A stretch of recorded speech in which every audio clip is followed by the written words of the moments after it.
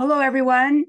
Welcome to our webinar today. I'm Mary Carey. I'm the Regional Director for INSEAD's Executive Education activities in the Americas, and I am here today with two very special guests who are the authors of Unfiltered, The Coach and the CEO, a very unique book that explores the inner goings-on of executive coaching. As many of you may know, executive coaching is normally a confidential experience, and our authors are going to reveal a little bit about what goes on behind the curtain. But before we get to that, there are some Zoom etiquette reminders that I'd like to share with you. I'm sure many of you already know this drill. You are muted. Any questions that you have, please put into the Q&A tab, and we will reserve some time at the end of our webinar to address those questions. The webinar is being recorded, and you are welcome to watch it again and again afterwards. So now, let me just say a little bit more about Unfiltered. As I said, it's a very unique view of the inner workings of the executive coaching, and the confidential space that this book explores really has proved to be unique and intriguing. So with that, I'd like to introduce our two co-authors, Anna Lunenberger, the executive coach, and Saurabh Mukherjee, who is a CEO and founder of Marcellus Investment Management Company. Before you meet them, we'd like to get to know a little bit about all of you in our audience today. So there's a poll that we would love to see the answers to. And so we get a view of who is with us today. So Anna, let me start with you. Please introduce yourself and tell us why you decided to write this book with Saurabh. Mm-hmm. Yeah, well, thank you, Mary, for welcoming us and the INSEAD community for hosting us. It's super nice to be here, and it feels a little bit like coming home. 27 years ago, I first stepped on the INSEAD Fontainebleau campus as a postdoctoral research fellow. I come back as a coach in some of the executive programs, and on the personal side, 24 years ago, I met my husband, who's an alumnus of the MBA program. So it's a special place. So it's great to be here. I'll just give a very quick 30-second background on myself. My background in terms of training is business. I'm German, probably everybody can hear that, and the last name gives it away.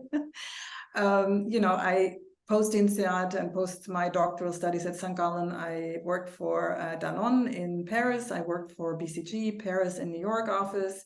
I also worked for a large nonprofit institution in the Midwest. So that was also an interesting experience. And 15 years ago, I started my own coaching business out of New York, now since 8 years in London, where I work with small and large global and local organizations, mostly C-suite founders and boards. So that's a bit in terms of background on me and why did I decide to write the book. I trained as a psychotherapist years ago, and I came across a psychiatrist called Irvin Yalom. He's just an amazing academician, but also really a wonderful writer. He wrote a ton of books about existential questions that we often ask ourselves as part of a lifetime. And one of those books is called Every Day Gets a Little Closer. And in that book, when I was, I was grooming to be a therapist, he talks about how he experiences a therapy sessions from his angle, and then his patient talks about how she experiences the therapy session herself. And sometimes those views might converge, but sometimes they could be very different. They were very candid in that book, and it just felt like I was test driving therapy before I even became a therapist myself. So it was just fascinating. So when Saurabh 2 years ago in the Marylebone Cafe said to me, we should really write a book about our coaching journey together and be as candid and as daring as we can be, this book immediately came to my mind. And realizing that doesn't really exist yet in the coaching industry, and it's really something that I would have loved to have had 15 years when I started out. It was just an irresistible temptation coming from Saurabh. And I think I just want to say also the credit goes to Saurabh, because it's his story that we look at. And he had the courage and the candor to really be very open about his story and make himself vulnerable and put himself out there. Thank you, Anna, for sharing that. And I must say, the view inside your mind and Sohrab's mind throughout the book is one of the most unique and intriguing parts of the book. So thank you for that. Sohrab. Thank you very much, Mary. Thank you for inviting us. Thank you, INSEAD. It's an absolute privilege to be here. So I was born in India. But I grew up in the United Kingdom. I grew up in London after my parents migrated there. When I was 27, I co-founded my first company in London. Then when I was 32, I sold that and we migrated to India. My wife and I migrated to India in 2008. In India, I ended up becoming the CEO of an investment bank, which also had a wealth management arm. And after 9 years there, I quit in 2018 to set up Marcellus Investment Managers, and we manage around $1.5 billion there for Indian families, but also for universities, endowments, and pension funds in the Western world. Why did I write Unfiltered with Anna? Very simple. What Anna has done to my career, to my brain, to my thinking about the world has been transformational. And I felt other people should understand this. Other people should understand just how powerful having a high quality coach can be. It changes your career, it changes your outlook towards life. And I thought other people should benefit from it. Thank you, Sohrab. Well, listen, we had some questions that came in as people were registering.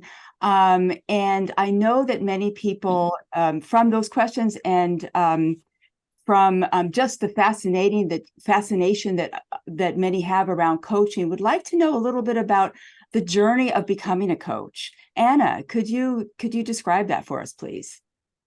Yeah, I can certainly give it a shot. I think it's a very long conversation, but in a nutshell, I think beyond what I shared on my CV, it's really, I've always been passionate and I've loved people and I've loved their stories. And, I remember growing up reading biographies and just absorbing them. But when I was 25 and I was studying business, I was thinking about what do I want to do when I grow up? And I sat down with a Hay management partner at the time and asked him about coaching and that I was interested in coaching. And he had a little smile around his mouth and said, you're young. I can see that you're passionate about people, but you have to have at least 2 good life crises under your belt before you can become a good coach. And I didn't quite understand what he meant. I thought I was ready. But 2 years later, I actually, I was under a lot of stress. I was doing my doctorate and didn't have much life hygiene, was a smoker of a pack a day. I mean, so it was a long story, but one day I had a heartbeat of 270 beats per minute and it was irregular. And the doctor, when they hooked me up to the EKG, said, you have to go to the hospital. And, at the hospital, I went into cardiac arrest. So very unusual for a young person. And it changed me forever. There was a lot of learning in that moment, crucibles. And I think these crises is what they do for us. They offer us moments of humility, perspective, and I think they really sharpen also. It definitely has happened to me, the ability to be empathic towards other people going through difficulties. So that was a milestone. And maybe another one I should mention is when I was in my early 30s and I was managing a small team of about 30 people, we had a change mandate that was very ambitious. And I was like a hamster in a wheel going faster and faster. Nobody was following me. One day I just realized I had hit the wall and my boss was very supportive. And he said, well, we're going to get you a coach. And so they got me a coach and she really opened up my eyes. She helped me understand that, as a coach, she could be my partner. So I didn't have to be alone anymore because it's quite vulnerable. You put yourself out there with all your vulnerabilities. So really having this neutral person at your side was hugely helpful. Then second of all, she showed me there are resources. We think we're facing huge problems and they're new, like, how do you delegate or how do you navigate difficult conversations? But it's all been out there. And she provided the resources that I could tap into. And then thirdly, also, she held up the mirror. She let me know, she had no agenda. She let me know how other people perceived me. And that, while I was driven for excellence, I came across as a taskmaster to my team. And so it was just super powerful. So, one of the thoughts I had is I want to do what she's doing in addition to becoming a better leader. And I think that's sort of then how my coaching journey got started. And I certified as a coach and then later kicked it off with my own business. Fascinating. So if I could summarize in a nutshell, when you realize you need a coach, that could be a trigger to becoming a coach. It can be sometimes, yeah. Yeah. Let's put up the results of our poll before we go on to the next question, just so we get a view as to who all is here. 82% of you answered. Is that sharing? Does everybody see the results? Looks like there are 75 people of the almost 270 that answered that are coaches. So you have some compatriots here. Anna, you can see the rest of the results there. A big number of people that are in the C-suite of the organization, such as you are, Saurabh. Very interesting. So with that, Saurabh, I understand from the book, can we take the poll down, please? Thank you.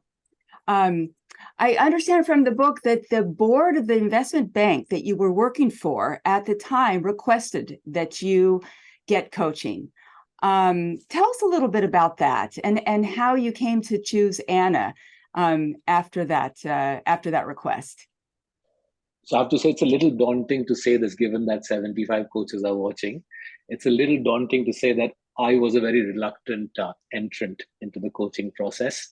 I thought I was perfect. I obviously didn't have any idea about my blind spots. Thankfully, the board of my erstwhile employer were wiser people. They hired the same search consultant who had headhunted me into that role. They asked the search consultant to get me a coach, and the search process culminated in two really highly credentialed, highly qualified coaches being sort of shortlisted. So this is back in early days of 2017. So through video conference, I interviewed these two coaches. The first coach was a highly qualified American coach based out of London. The second one was Anna. I chose Anna not just because of her impressive credentials. The credentials were and remain very impressive, but I chose her, I have to confess, because I thought she would give me less homework than the American coach, right? So I had a pretty packed work schedule, and I didn't want much homework. I was wrong about the homework, and I was a very demanding coach. But I have to confess that was the best mistake I had made in the last 10 years or so, choosing Anna as a coach. But the whole process of hiring a coach was driven by the board of my erstwhile employer. I'm really thankful to them for triggering this process.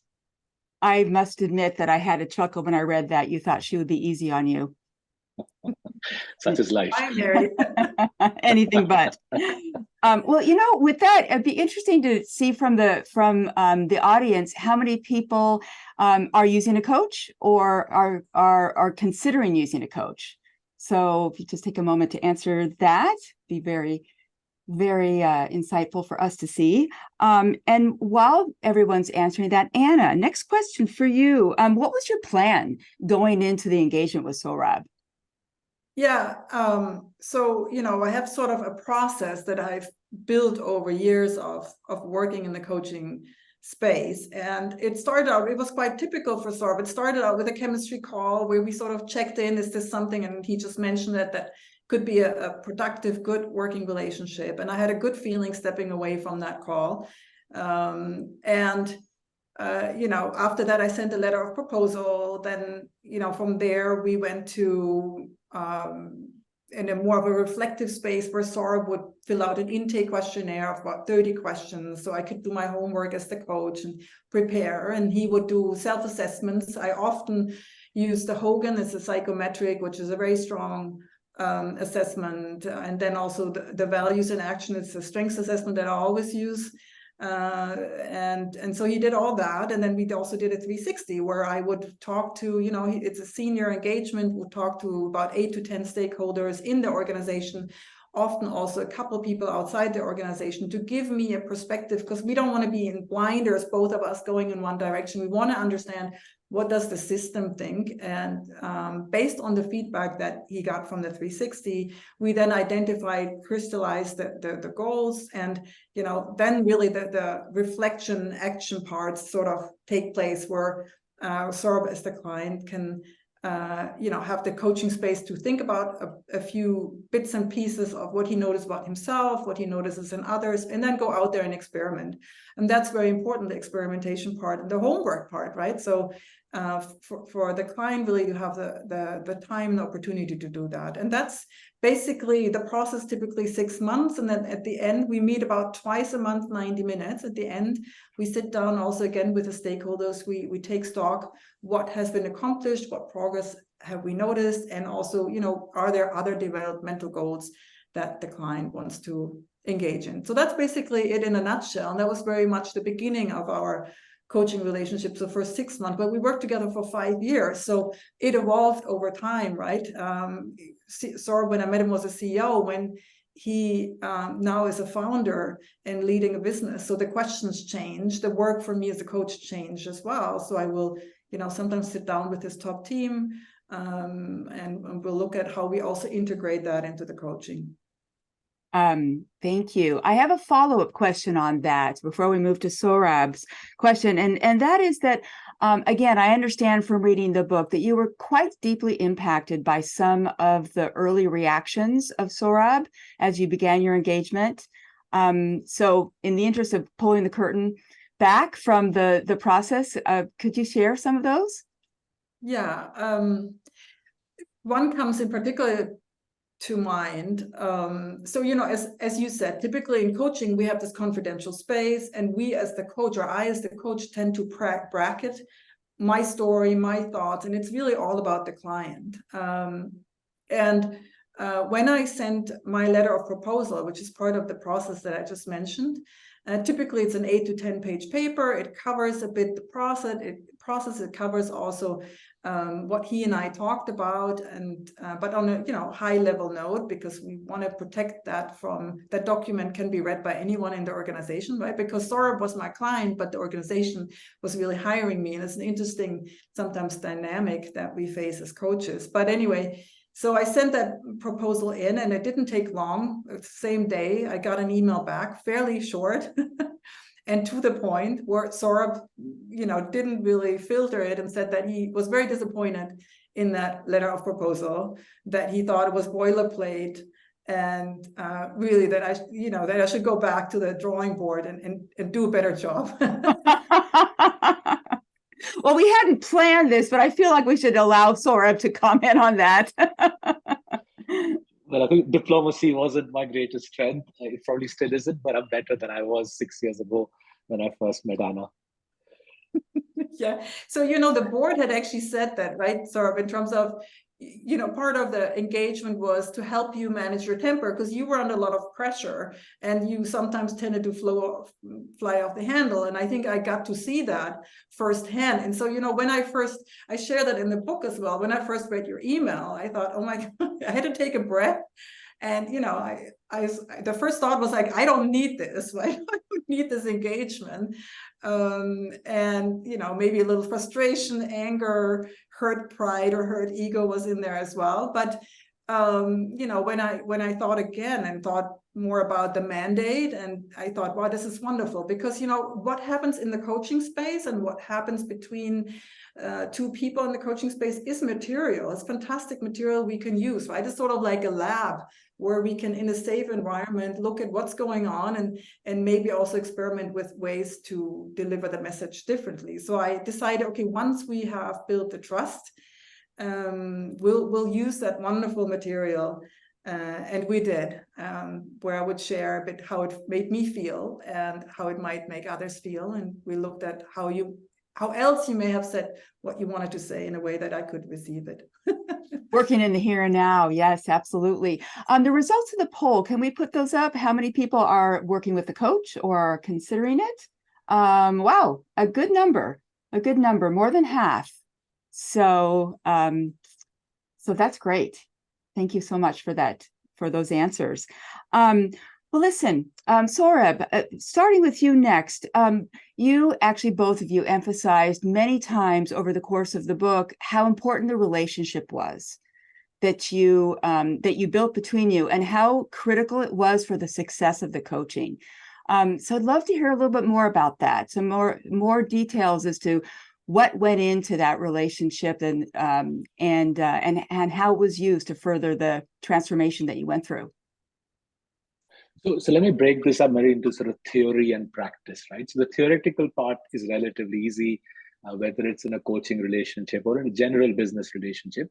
We understand that successful relationships are about trust. The coachee has to trust that the coach has his or her best interests at heart.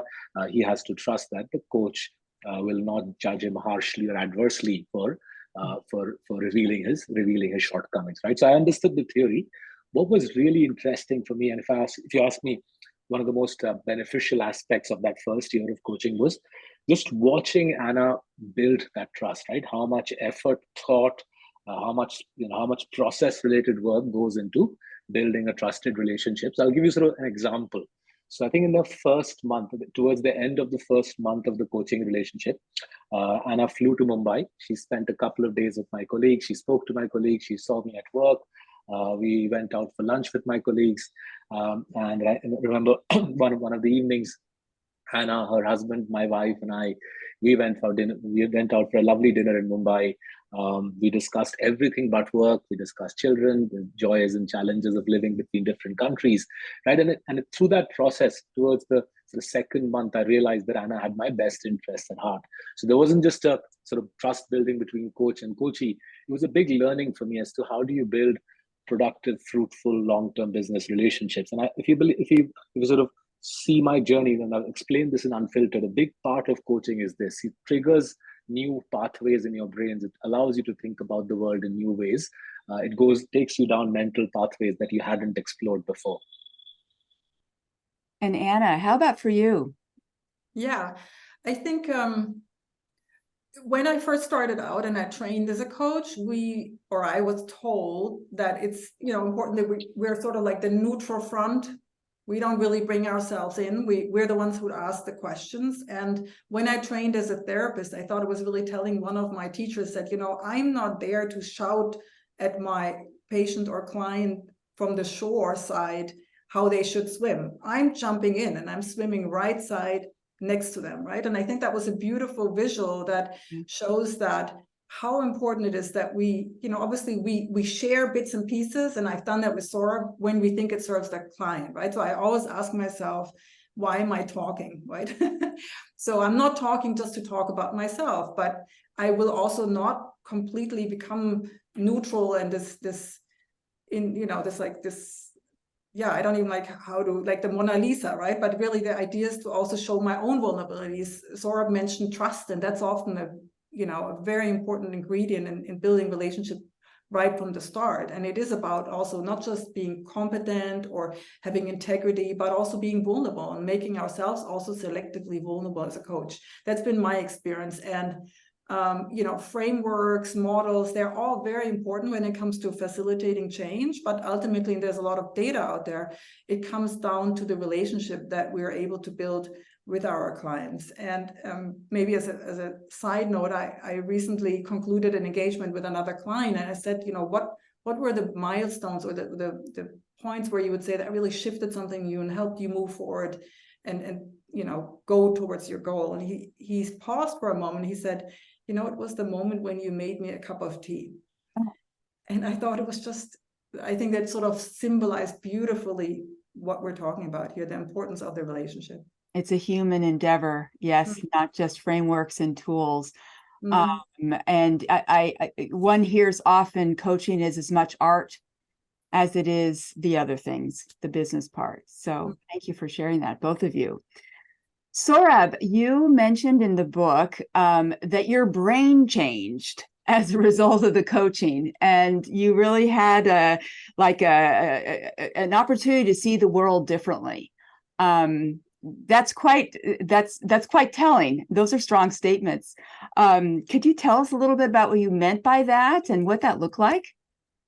Sure. So I'll delve into this in a little bit of detail, because I think this is the heart of what makes coaching work. And given that half the people on this Zoom call are already in a coaching relationship, I'll just share my thoughts on why successful coaching relationships work. So just to sort of set the scene, going into the coaching engagement with Anna in early 2017, I was a successful but somewhat frustrated middle-aged executive, right? I thought I was perfect, but I was angry about lots of things. So why weren't my colleagues working 12-hour days, delivering even more revenues? Why weren't my bosses giving me even more responsibility? So on and so forth, right? I was taking something like 400 flights a year, chasing ever higher revenue targets, and I was popping a lot of painkillers. Fatigue and tiredness were sort of almost permanent accompaniments with my baggage. What Anna's coaching did, and this happened through 2017, what she did was she highlighted the blind spots. She highlighted where I was going wrong without realizing I was going wrong. So, for example, she taught me how to effectively manage senior people who are, say, in their 40s, 50s, who are not necessarily chasing ever higher bonuses. How do you manage talent over extended periods of time? How do you get high performance from talented people over extended periods of time? How to look after my own health?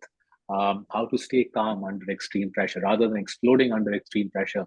How to stay calm, become rational, and actually thrive under pressure.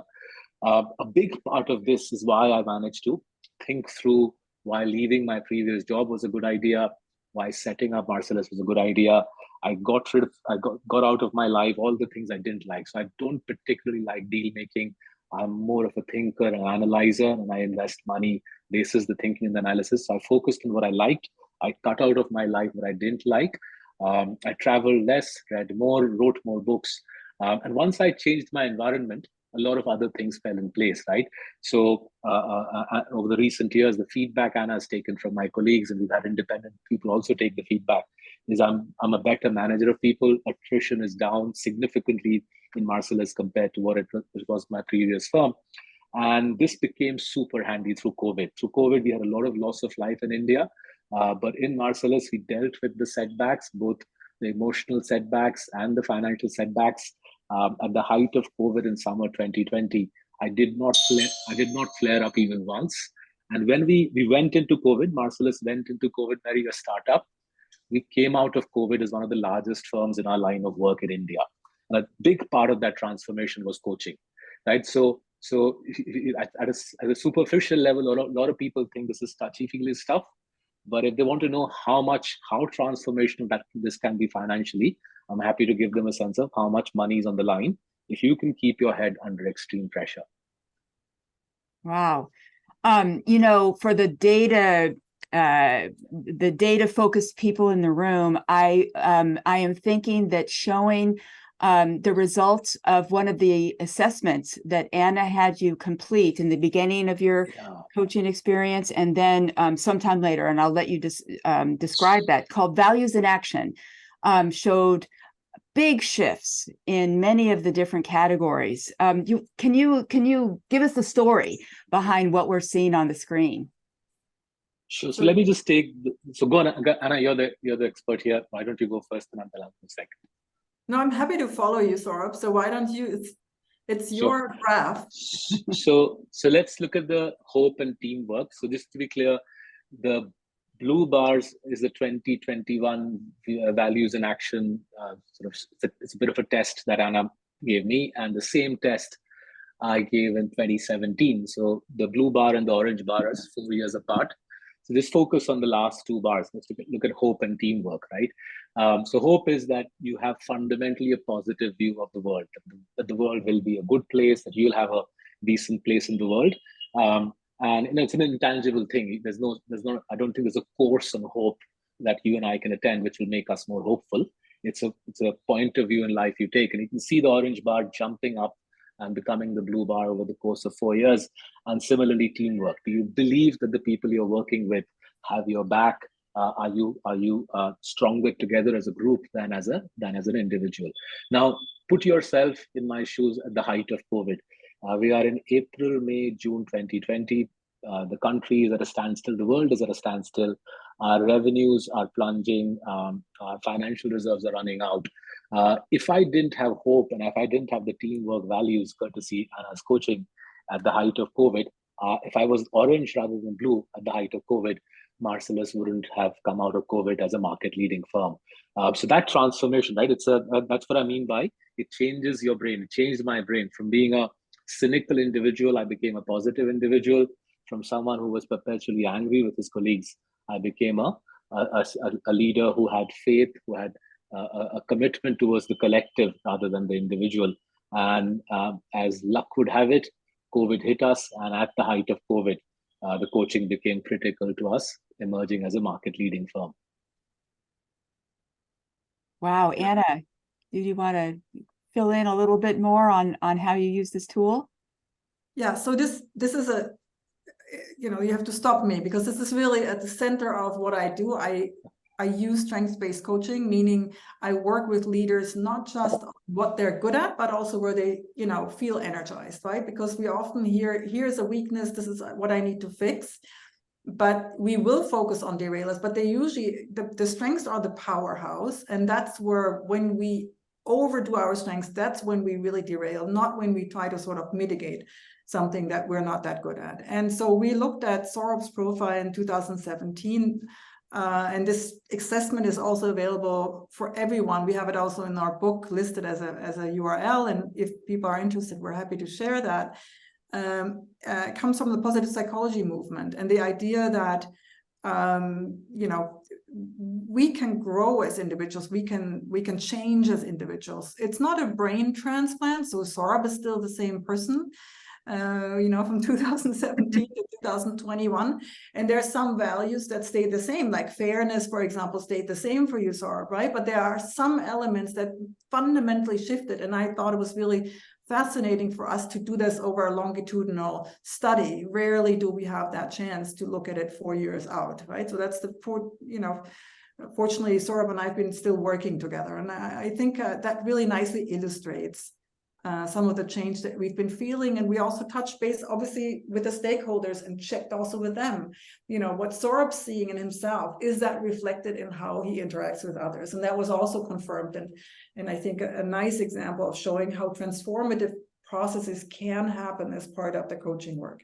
Yeah, it really does tell a wonderful transformation story. One last thing before we move away from this part of our discussion, and that was something I thought very intriguing, Saurabh, again, in the book, where you also went through a period of rediscovery from some things that came back top of mind from your childhood and things that you enjoyed or were good at as a child. Can you just tell us a little bit about that? Yeah, so it's fascinating, actually, this aspect. So at school, both in school and at university, at the London School of Economics, I was actually a very creative student. I was also very good in sports, and I was a fairly positive character through my student years, both at school and at university.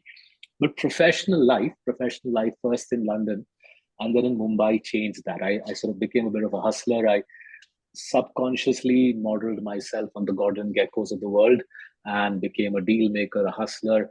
And I sort of grew a persona which actually wasn't me, a driven, hard pushy leader.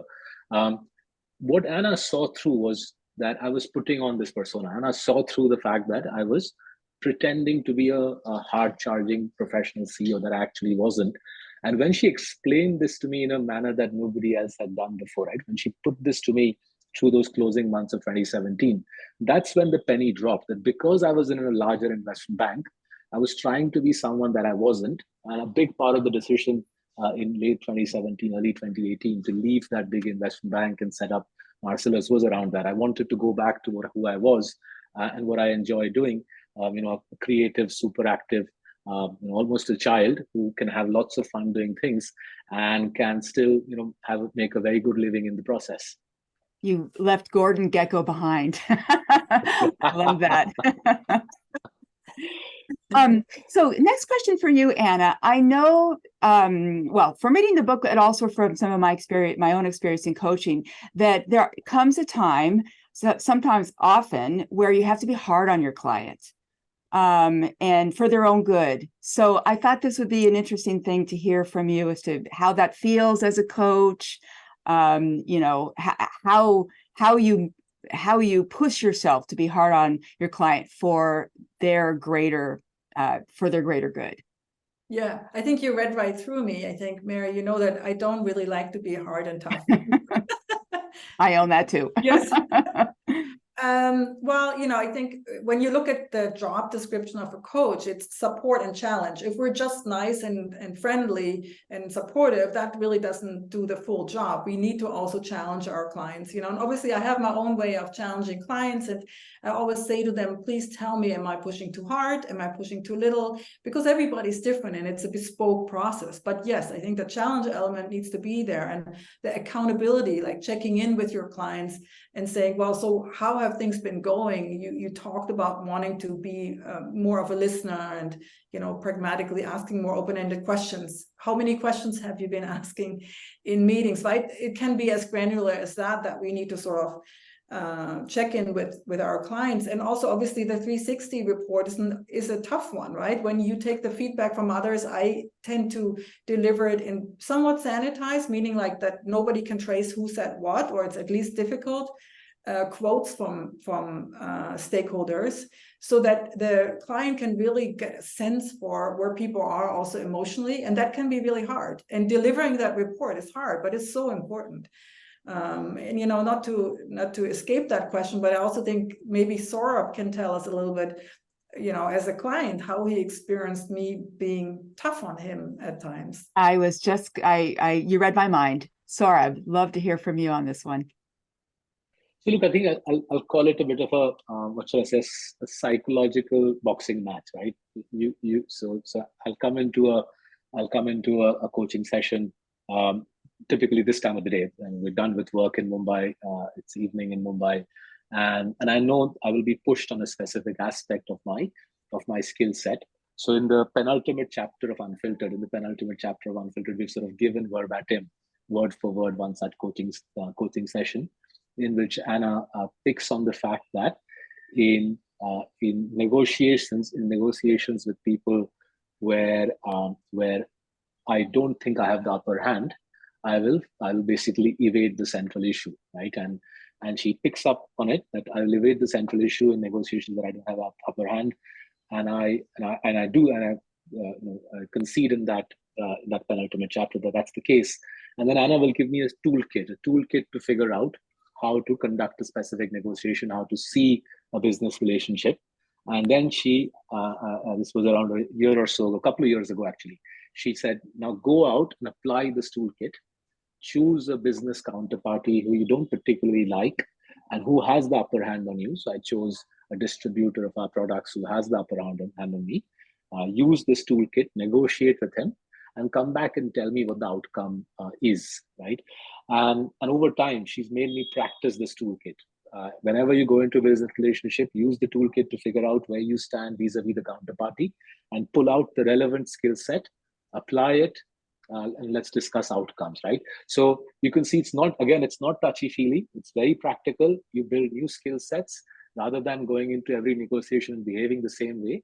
You develop a much more finessed, almost a scalpel-like approach to difficult business meetings. And as you do that, you become more confident in your abilities, your brain calms down, you think more sharply, you see the world in finer detail, and you can see why the business outcomes are directly related to this. Fundamentally, in knowledge economy jobs like ours, right, how good we are at it is largely about how calm you can stay in difficult situations, whether it's COVID or a tough business negotiation. And if you can do that well, stay calm under extreme pressure, by and large, you'll win more than you lose, and you'll build a successful business or a successful career. Yeah, interesting. I know there were many outcomes. You've spoken to some from the work that you do with Anna.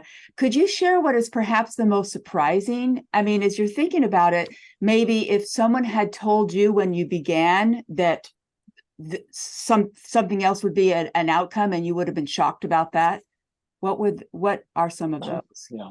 So my parents were immigrants to the UK. I was an immigrant to the UK along with them, and we grew up in I grew up in a fairly difficult.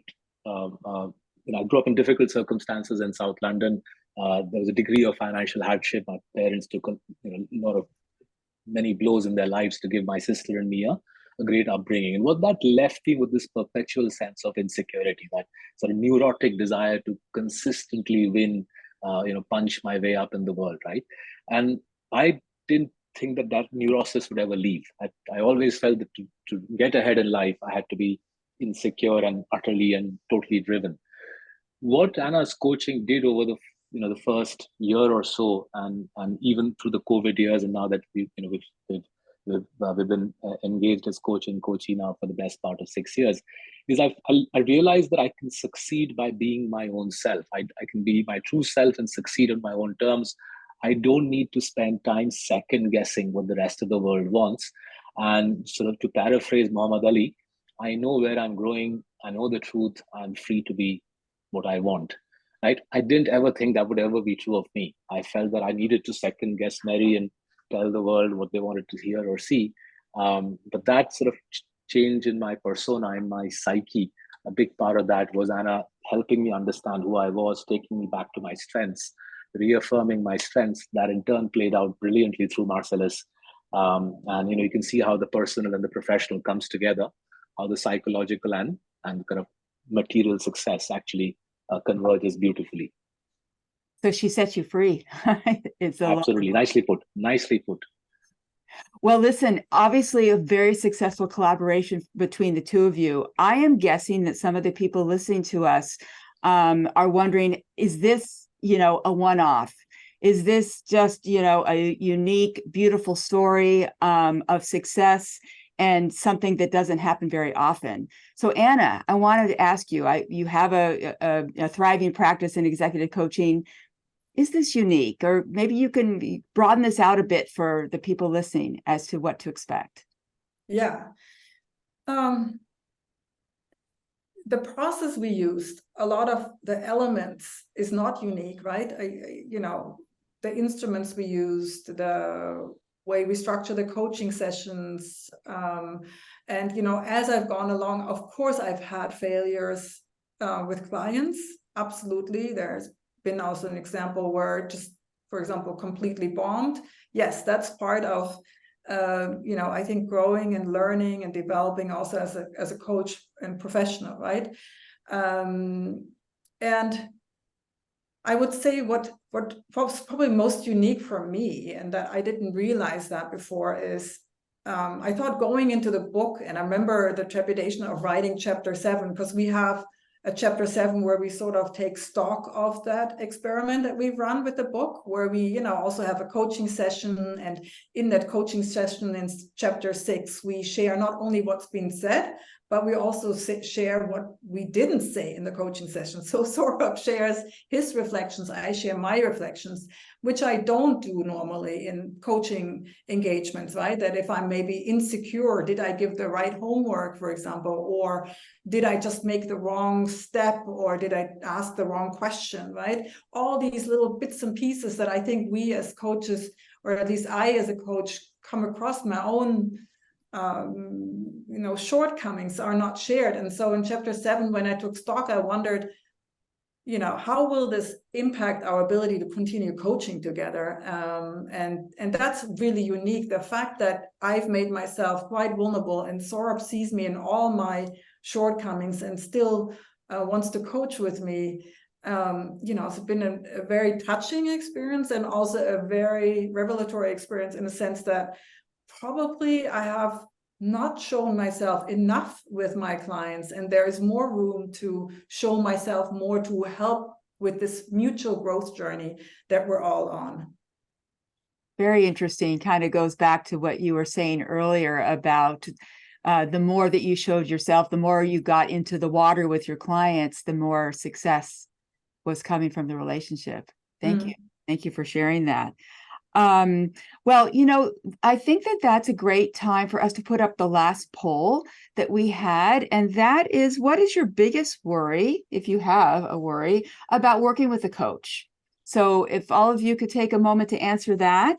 While I go first to Saurabh, just to ask you, are there any other thoughts that we haven't touched on during our conversation that you'd like to make sure to share with everyone?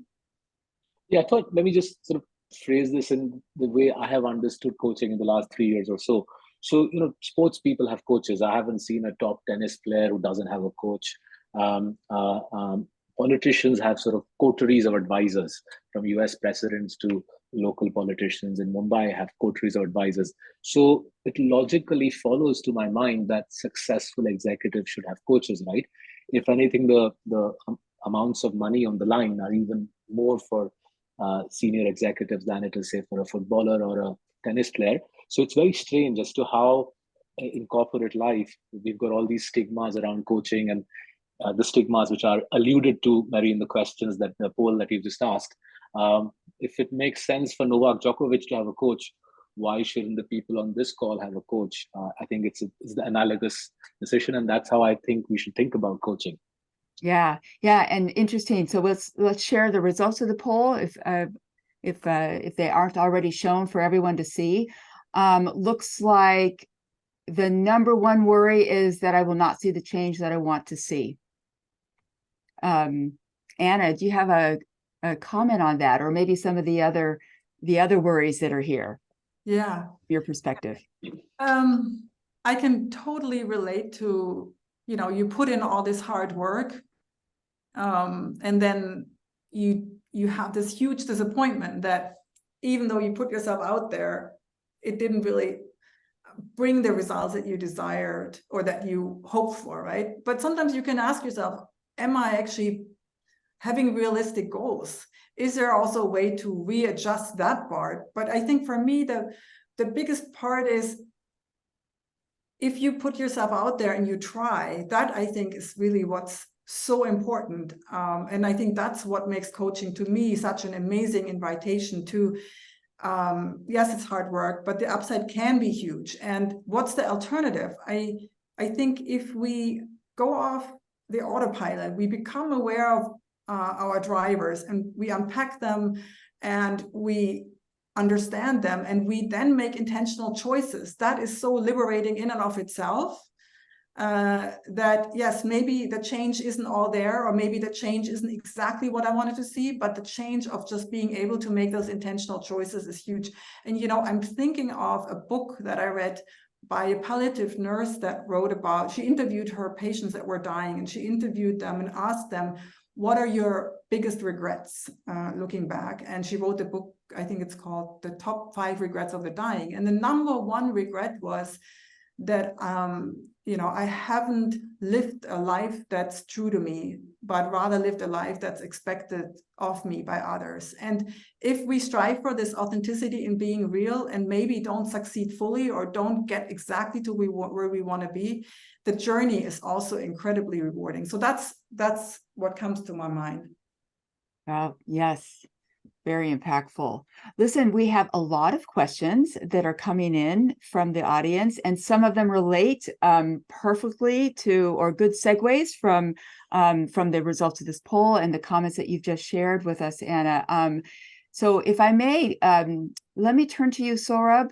There's a question from Rita Gupta, and she asks, what advice would you give to a senior leader who is resistant to coaching? Well, I mean, I suppose everybody will have different reasons, but if I go by the poll that was just flashed up, if the logic is that, hey, I will find it hard to implement the takeaways from coaching, then the way I would see it, and I mean this in sort of all sincerity, if you can't change yourself, whoever wants to think about a successful business career, if we can't change ourselves, sort of introspect and change ourselves, then we'll find it very difficult to change teams, firms, organizations.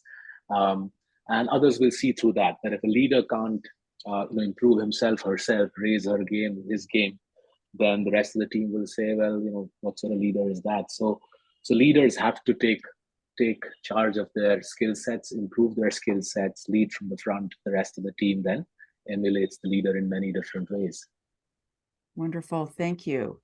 And this is a question, the next question very much came out in some of the questions we got ahead of the webinar. So Anna, to you, the questions, the differences around psychotherapy and coaching. You did mention that you trained as a psychotherapist. This question is also for me to, I believe, or maybe it's not marked. What are the differences? And you have both. So how do you, use those two? Yeah. So I think that's a great question. Often we think of therapy being related to the past and to the pain and exploring that in sort of a sense of healing. And coaching we often see as a forward-looking, hopeful goal achievement sort of venture, right? That's, I think, often one of the distinctions. But, to be honest, I think the lines are quite blurred. So in therapy, I also run my own therapy practice.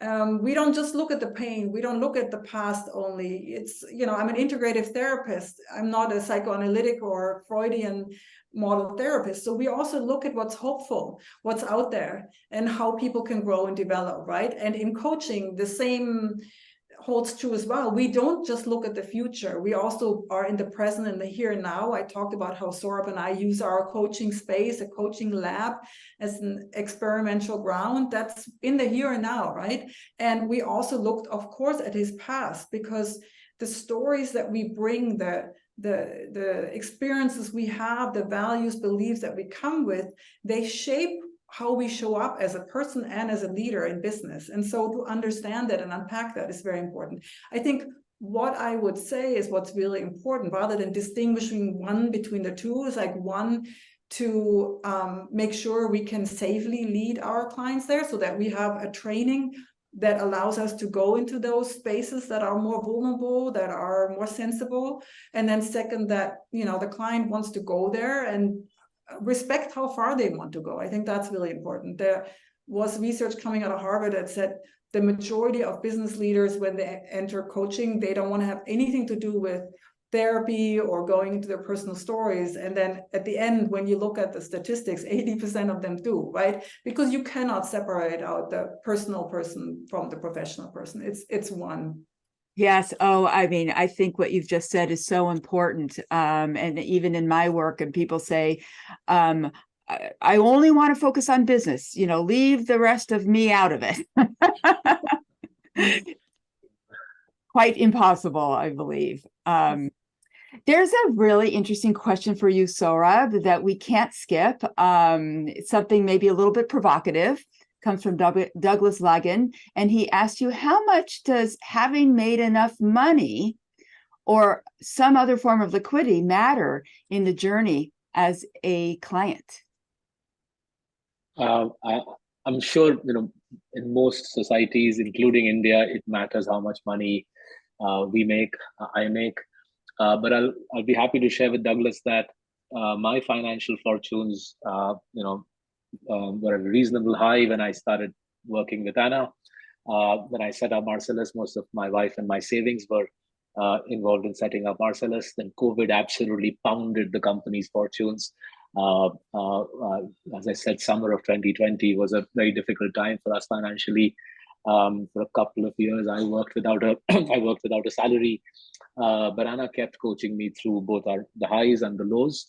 And as I said, one of the reasons we were able to come through COVID, come through that very difficult period where my colleagues and I worked basically without any pay for a couple of years, one of the reasons we were able to come through that was this sort of huge self-belief, hope, teamwork, faith that coaching instilled in us. Basically, if coaching makes you believe in yourself, makes you a better person, you will win more than you lose. And Marcellus' upswing, the making of Marcellus, us emerging as a financially successful firm, I think I'll attribute a lot to that. So without coaching, we wouldn't be whatever we are today, and therefore both in our highs and lows, coaching was very relevant, very central to our success. It's not just an accident, it sounds like. That's right, it's linked. Yes. There's a question from Elizabeth McCourt, and I think this points to some things that we also saw in the pre-questions. When do you feel a coaching relationship is complete? And there were some other questions, if as you remember, Anna, around should people switch coaches depending on where they are in their life? I think that's also related to this. Is there always more? Yeah. How do you know when you're done, or are you ever done, or should you switch? Maybe Saurabh can also comment on that too after you, if we have time. Yeah. Yeah, well, obviously, sometimes it's quite easy and straightforward because it's a 6 months engagement, and at 6 months we take stock and the coach rolls off and the client graduates from the coaching, right? Or when I'm at INSEAD, we have a whole coaching day, and at the end, then that's it, right? So that's a very contained process, but it's true, I have clients, Saurabh and I've been in an ongoing process for 6 years, and the coaching has changed and morphed, as I described earlier. Or I have some clients that come for a year, then they take a break of a couple of years, and then they come back when they have a challenge that they think is useful to have a sparring partner in. But what's important, and I love that question, is to check in on a regular basis, both client and coach. Is this still working? Is this, how does it feel, like on a scale of 1 to 10?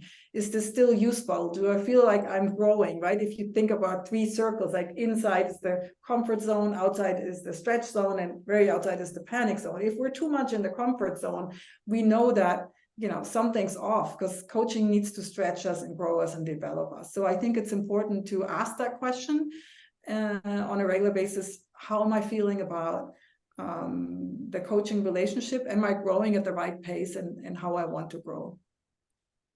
Thank you. Next question, somewhat related, and it's for Saurabh, and it's any advice on finding the right coach, and how do you do this?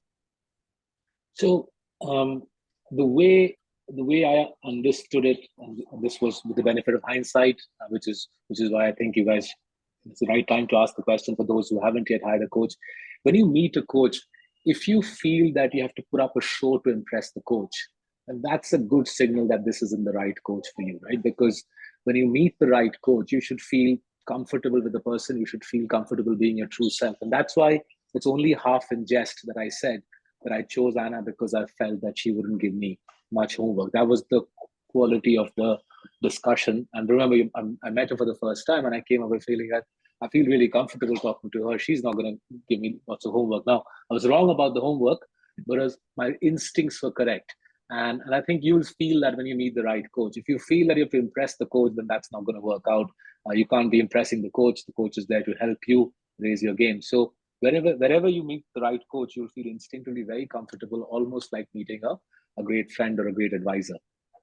So there's intuition in there, it sounds like, as well. Yeah, and I think I'm sure everybody on this call has been through enough business discussions and interviews to know where do you find chemistry and comfort, and where do you find, hey, this person's a very impressive, very credentialed coach, but I'll be perpetually trying to impress her as to how qualified and capable I am, and that defeats the purpose of the exercise. Yeah. Thank you for sharing that. I realize that Saurabh, I had asked you for any closing comment or message earlier, and I didn't ask you, Anna. I'm sorry. We have 2 minutes left. Is there something that you wanted to make sure that you shared on this? Maybe just one last thought. Obviously, this is a unique story, and these are unique views or views of Saurabh and myself, right? And I'm just one voice. There are many approaches, great theories, frameworks that wonderful peers and colleagues use. And I think that's important to just reiterate that that's just our story, and that we feel incredibly privileged that we've had this opportunity to share it. Thank you. Thank you for sharing that. And thank you both for all of your openness. It's been a wonderful conversation. I believe we're going to put up some information on the book if people are interested to read it. I highly recommend it. When I read it, I felt like it was inside the minds of Anna and Saurabh, definitely, and even before I had met them. So hopefully that's going to come up. If not, that'll be sent with the follow-up information from the webinar. But anyway, again, thank you, Anna. Thank you, Saurabh. Thank you. Thank you, everyone that has joined us. I believe there is a message for upcoming webinars coming up here next.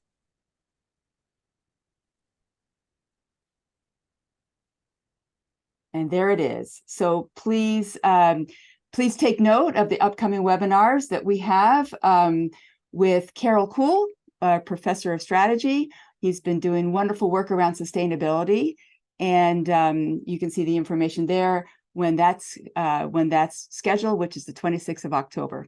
So again, thank you everyone, and have a good rest of the day or evening.